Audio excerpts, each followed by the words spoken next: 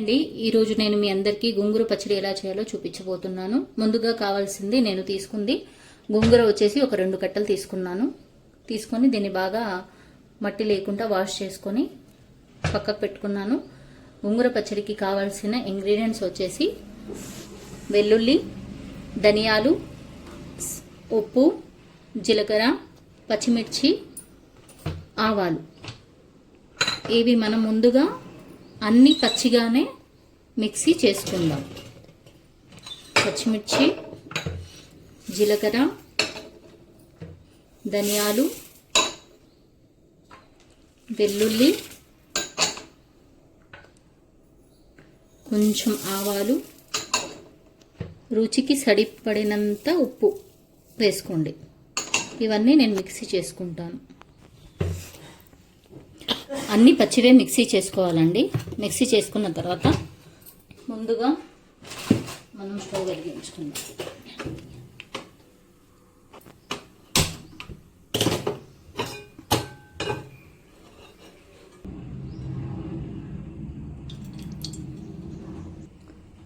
Oil వచ్చేసి మీకు గోంగూరను పట్టి మిర్చి క్వాంటిటీని బట్టి మీరు ఆయిల్ యాడ్ చేసుకోవచ్చు. తక్కువ వాడుకునే వాళ్ళు తక్కువ వాడుకోండి, ఎక్కువ కావాలనుకునే వాళ్ళు కొంచెం ఎక్కువ వేసుకోండి. నూనె వేడెక్కిన తర్వాత కొంచెం ఇందులో జీలకర్ర, కొన్ని ఆవాలు వేసుకొని ముందుగా మనం ఏదైతే పేస్ట్ చేసుకున్నామో అన్ని పచ్చివేయండి. ఈ పేస్ట్ ఇందులో వేసేసుకున్నాం.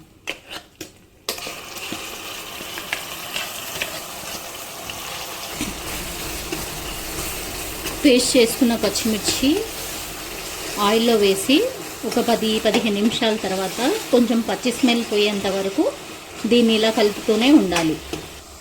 ఇందులో కొంచెం 1 స్పూన్ వచ్చేసి పసుపు,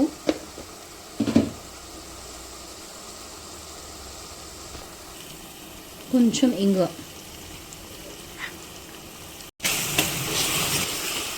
అడగంటకుండా ఇది కలుపుతూనే ఉండాలి. లో ఫ్లేమ్లో పెట్టేసుకోండి. కొద్దిసేపు దీనికి ఒక 5 మినిట్స్ మూత పెడతాం.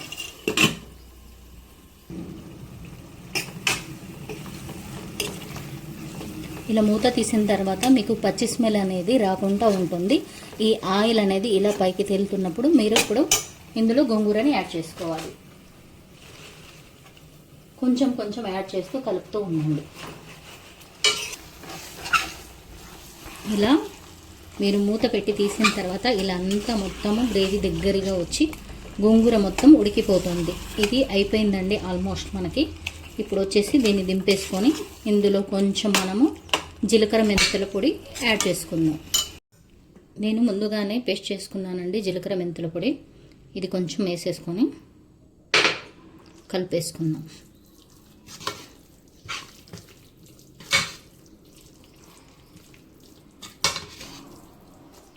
ఓకే అండి, అయిపోయింది. మీరు కూడా అందరూ ఒకసారి ట్రై చేయండి, చాలా బాగుంటుంది అండ్ ఈజీ రెసిపీ.